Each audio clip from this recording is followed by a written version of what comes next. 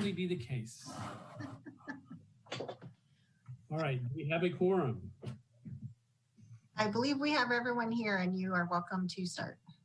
Okay, let's do that. If we could start this meeting of the Board of Public Utilities and have Secretary Atha do a roll call, please. Yes, Chairman Galvin, Vice Chair Arnone. Here. Board Member Badenfort. Here. Board Member Grable. Board Member Mullen. Here. Board Member Watts. Here. Board Member Wright. Here. Okay, thank you very much. Let's start off with a reminder to board members to please mute your microphones when you are not speaking. And I will first ask if there are any statements of abstention. Seeing none, let's move to the next item, which there are no study sessions. We do have a set of minutes for approval, but before accepting the minutes, let me first open it for public comment. We're not taking public comment on the minutes approval. If you wish to make a comment via Zoom, please raise your hand. If you are dialing in via telephone, please dial *9 to raise your hand. Secretary Atha, do we have anyone making a public comment? We have no public comments. Very good then. Unless any of the board members have any revisions, the minutes will stand approved as submitted. And that takes us to staff briefings, which we have none. And next to the consent items. Does anybody have a question on any of the consent items or wish to pull the consent item off the consent calendar? Apparently not. Therefore, do I have a motion to approve the consent calendar? So moved. Thank you. Second. I'll second. Oh, Okay, I think Lisa beat you to it, Glenn. Okay. That's good.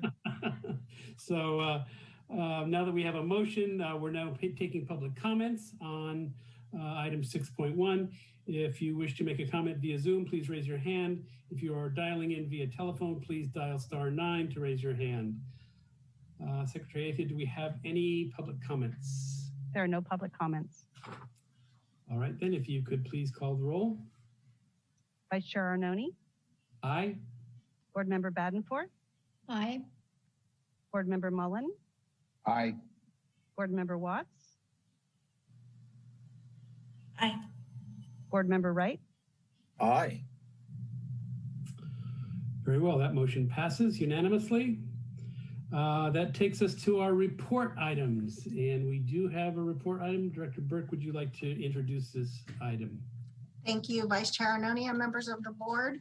Our first and only report item is a sole source contract specification for Tesco programmable logic controllers and Schneider electric radio telemetry system for controller and radio upgrades at water pump stations and sewer lift stations, contract number C02052, and supervising engineer Tracy Duenas will be making the presentation. Thank you. Thank you. I just want to be clear everyone can hear me. Is that okay? Yep, can hear you, and we're now seeing the presentation. Excellent.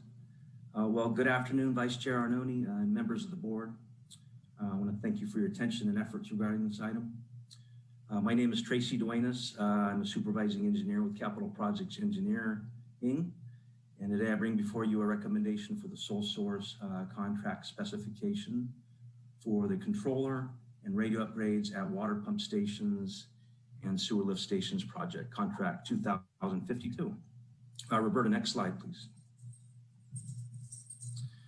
So as background, the city's existing supervisory control and data acquisition system, Scada, provides the water division means for remote monitoring, collection, storage, and operational data for its various water and wastewater facilities. Scada essentially provides the division means to operationally control reservoir water levels, system pressures, flow rates at water pump stations, as well as water levels at pump activation at its sewer lift stations.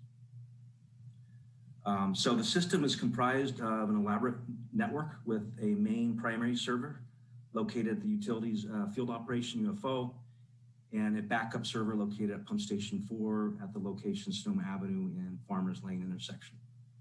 And so from these locations, the servers communicate directly with the city's main wide area network system and its various facilities, which include 20 water pump stations, 23 water reservoirs, 3 water wells, one water well treatment plant, and 17 sewer lift stations. Next slide, Roberta. Thank you. So the Scada Communication is primarily through a robust redundant radio network. Radio frequency repeaters are strategically located at high elevations through the city, Reservoir R7 and 17 specifically. And this is to provide an extended signal transmission coverage with consideration to the long intermediate distances and the local geography within the city between the primary and backup servers at the various facilities. So R7 repeater communicates to 11 water pump stations and 6 lift stations. And R17 repeater communicates with 9 pump stations, 11 sewer lift station, and 1 well site. Next slide, please.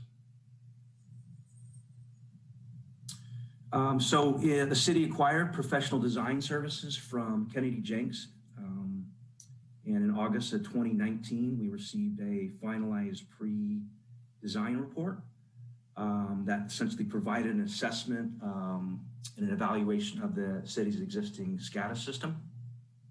The report found the system generally was built with programmable logic controllers, PLCs made with solid state equipment manufactured back in the 1980s and 90s, and a system comprised of essentially non-uniform hardware and software and obsolete replacement parts. Next slide, please.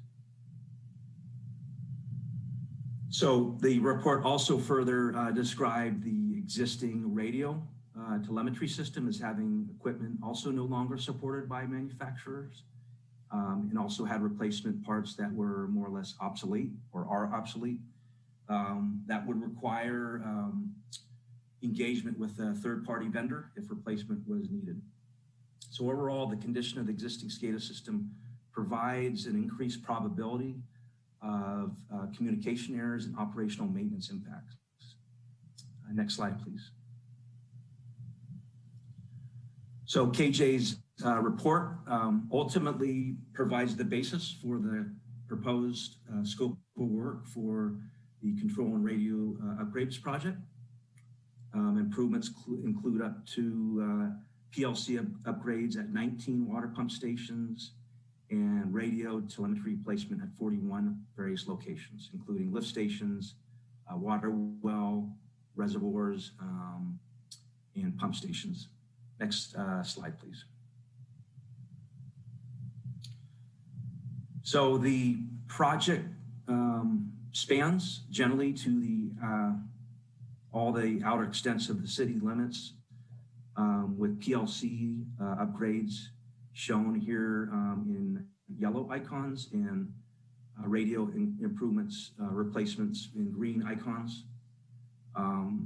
As depicted, it's a bit hard to see, but a majority of the water pump station sites involving PLC upgrades are accompanied with radio replacement upgrades as well. So PLC upgrades will include new Tesco units, along with all the required hardware appurtenances and necessary programming, with radio upgrades, including replacement with new Schneider electric equipment. With these radio upgrades, it would promote higher data rates, reduce interference, more or less be a more efficient use of really the existing dense wireless spectrum that currently is out there. So in order to complete the project, construction phasing will be required to minimize operational impacts. It would require radio upgrades to occur first, with no more than half of the Scada system offline, and followed up by PLC improvements at the pump station sites, with only one station taken offline at a time. Next slide, please. So the proposed contract documents will explicitly specify TESCO L3000 model for the PLC unit, for the secure control communication processor, for the universal input and output modules, and for the power supply unit. And further would also specify Schneider Electric model Trio for the radio frequency transceiver. Next slide, please. So in review of Public Contract Code Section 3400, it is required that when a specific brand or trade name product is called for within a contract, construction or repair public works project, that contract specification should be followed by the words "or equal," so that bidders may furnish any equal product or service. So the general intent of this section is more or less to encourage contractors and manufacturers to develop and implement new products, new materials and services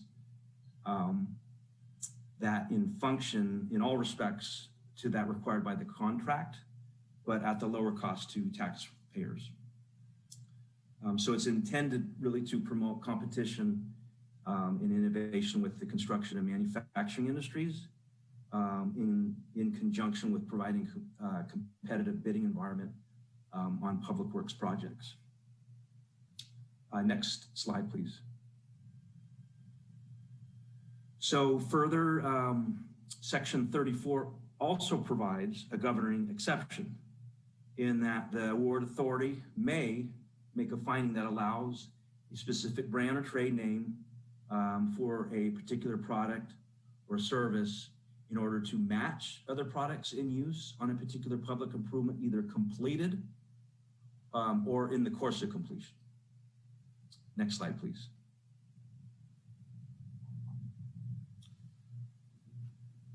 So pursuant to the Public Contract Code, the department's primary basis for proprietary specification currently is to match equipment currently present within the water department. Specifically TESCO PLC equipment already in use within the local water and wastewater operations division, and the Schneider Electric radio telemetry equipment already in use in the reuse division. So further, continued utilization of equipment will also maintain reliability and uniformity within our system. It'll capitalize and preserve staff's familiarity and institutional knowledge. It would provide a platform for consistent training and maintenance and troubleshooting protocols, along with guarantee a reliable spare parts inventory, and lastly, guarantee manufacturer support to the system. Next slide, please, Roberta. And last.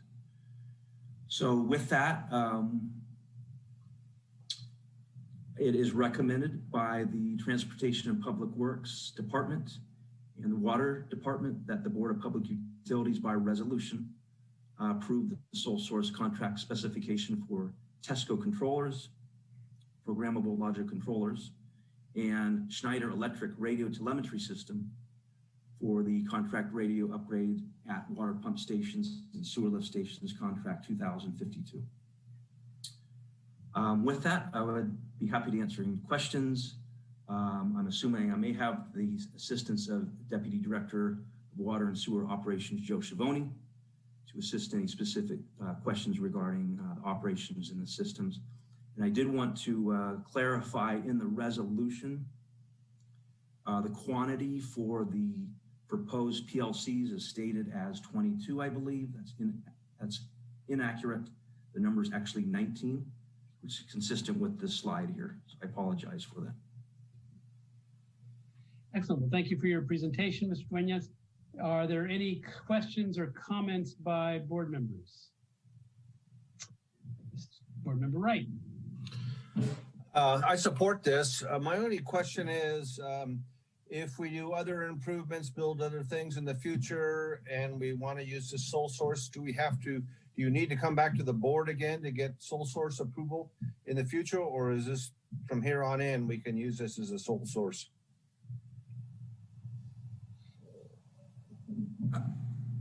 The answer to that question, Mr. Board Wright. Every contract specifically is required to have its own exclusive sole source process. This recommendation's explicitly just for this contract. In the past, projects have gone through and requested the sole source in conjunction with the award of the contract. But our process right now is to bring before the board in actually a subcommittee forum to get the board involved with what is coming through in terms of a contract sole source specification. So the answer is if the next project requires a sole source equipment, it would have to go through the same process as we're currently doing right now. Do you have anything to add to that, Mr. Meadow? I think Mr. Duenas is exactly right. The awarding authority for any contract in which sole source authority is intended to be used has to make a finding that, as in this case, the purpose for specifying a particular brand name product is to match equipment currently in use and to accomplish the system-wide uniformity that his slides and the language of the proposed resolution address. And so I think he got it exactly right. Excellent. Thank you. Are there any other questions or comments by other board members? Member Mullen. Thank you, Vice Chair.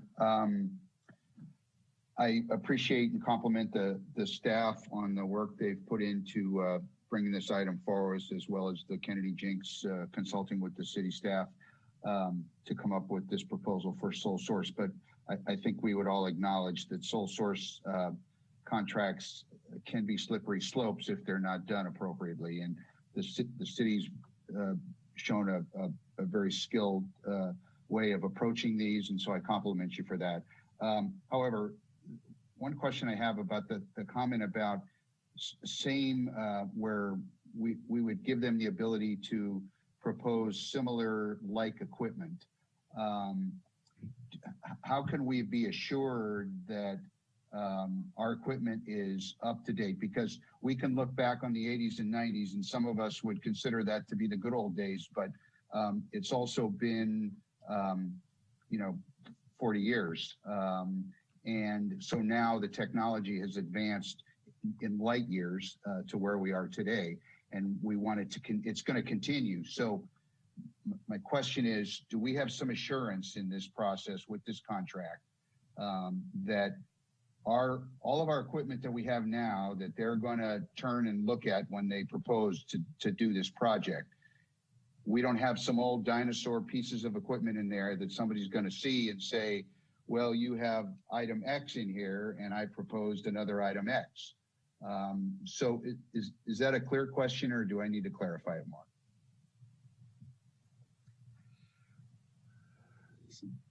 So I guess you want to make sure we don't have any legacy equipment that will send us down that slippery slope you're talking about, having to do successive sole source contracts. So yes, that's exactly where I'm going. Yes. And I think that's a fairly technical question. So Mr. Duenas or Mr. Schiavone, what do you think?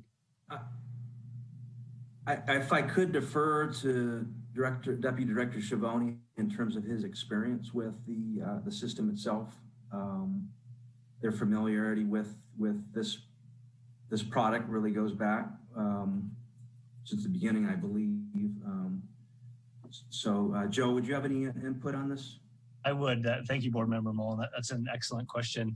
That's actually part of the reason why we hope for this process. You know, we were hoping that Kennedy Jinks would help us a bit guide us to the right equipment and the latest model of what we need. With regard to the sole manufacturer, this is their newer model, or the model that's the current model that they would use. It's newer than the model that we use on some of our other stations that were done previously, but it is the most up-to-date model at this point for the work that we need.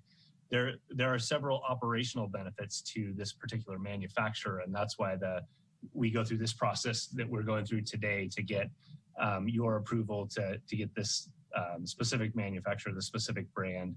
But this model itself is the latest model that we need for our operations. Okay, thank you. Thank you. Thank you for that. Any other questions or comments by board members? Seeing none, can we get a motion followed by some public comment? I'll move that the Board of Public Utilities approve the sole source contract specification for Tesco Controls, Inc. programmable logic controllers and Schreider electric radio telemetry systems for the controller and radio upgrades at water pump stations and wastewater lift stations. Thank you. It's a mouthful. That's a mouthful. Is there a second? Second. Thank you, Director Mullen. Now, first of all, are there any board member questions regarding the motion? If not, let's see if there's any public comment. We're not taking public comment on item 7.1. If you wish to make a comment via Zoom, please raise your hand. If you are dialing in via telephone, please dial *9 to raise your hand. And Secretary Ava, do we have any public comments on, Mr. Meadow, you have a question? This is not a public comment, and I raised my hand prematurely, Vice Chair Arnone. Why don't you take the public comment? Then I have one thing I want to mention. Very good, then. Do we have any public comment, Secretary Ava? There are no public comments. Thank you, Mr. Meadow. I'm just reacting to what Mr. Duenas said about the first paragraph of the proposed resolution, which talks in terms of 22 various local operations, water, pump, and sewer lift station sites.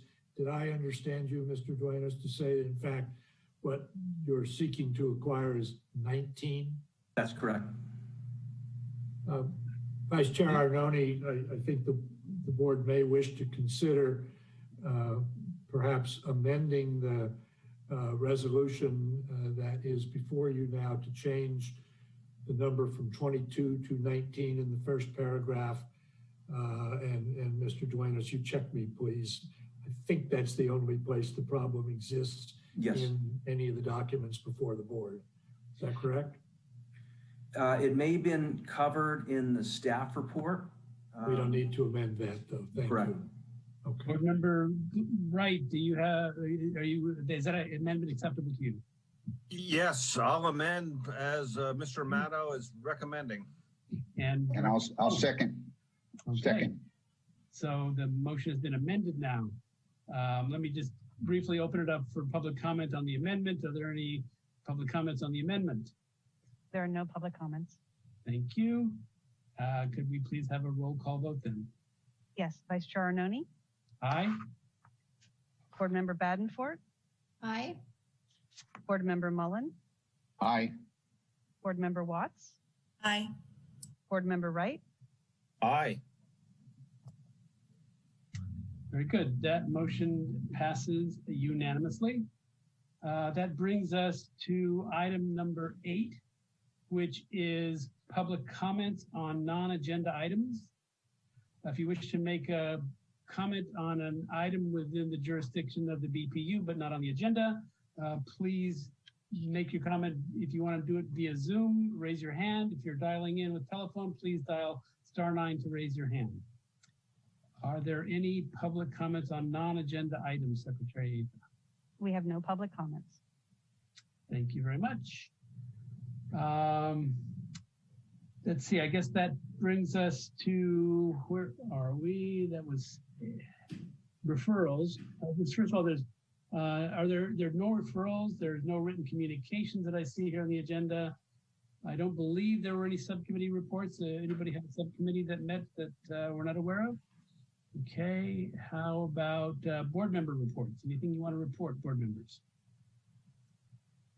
Hearing nothing. Director Burke, I think that brings us back to you. You have a director's report for us. Yes, thank you, Vice Chair Arnone and members of the board. I just have a short good news to share with the board today. I wanted to update the board on our AMI, our Automated Meter Infrastructure Project, as it is almost completed. Hard to believe we started this about 4 years ago in conversation, and now we're almost done. So we hope to have this project completed by mid-spring of next year. The project includes roughly 53,500 meters that need to be upgraded or replaced, including the replacement of the meter lid, which contains the data transferring device for the meter. This effort was completed by contract and with support from our local operations and water billing staff. And as of Monday, we only have 672 meters left to upgrade to AMI. So it's very exciting. Our water billing staff will continue replacing the 5/8 inch to 1 inch meters. And then our local operations staff will replace the 1.5 inch and bigger meters that still remain. So just again, wanted to thank everyone that's worked on this project. As I mentioned, the actual conversion started in 2016. And this project reduces our labor costs, provides us with hourly usage data, helps us help our customers locate customer side leaks and educate our customers on their water use, and also helps us determine the efficiency of our programs and provides vital information during emergencies. So a really great project, really appreciative of the board's leadership in approving this project and having it move forward, and very excited that we are almost complete. And that is my report, and happy to answer any questions. Thank you very much, Director Burke. Are there any questions from board members? Okay, let's see if there's any public comment on this item number 13. If you wish to make a comment by Zoom, please raise your hand. If you're dialing in via telephone, please dial *9 to raise your hand. There's no *9. Secretary Aitha, do we have any public comments? There are no public comments. Thank you very much. I believe that brings us to item number 14, which is the announcement of a closed session. Mr. Mehta, do you want to take us into closed session? Yes, Vice Chair Arnone, there's one item to be discussed in closed session today, conference with legal counsel on existing litigation under Government Code 54956.9, Subdivision D, Subdivision D1.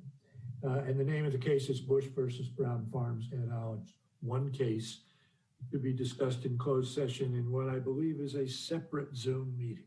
That will be a separate meeting, and after I ask for any public comment that there may be on this closed session item, I will ask the board members to log off of this meeting onto the closed session meeting, and when we conclude the closed session meeting, we will log back on to this Zoom session to adjourn the meeting itself. So prior to going into closed session, we're now taking public comments on item 14.1. If you wish to make a comment via Zoom, please raise your hand. If you are dialing in via telephone, please dial *9 to raise your hand. Do we have any public comments, Secretary Aitha? We have no public comments. Very well then. I will look forward to seeing you momentarily in the closed session room, and we will reconvene here when that is concluded. Thank you very much.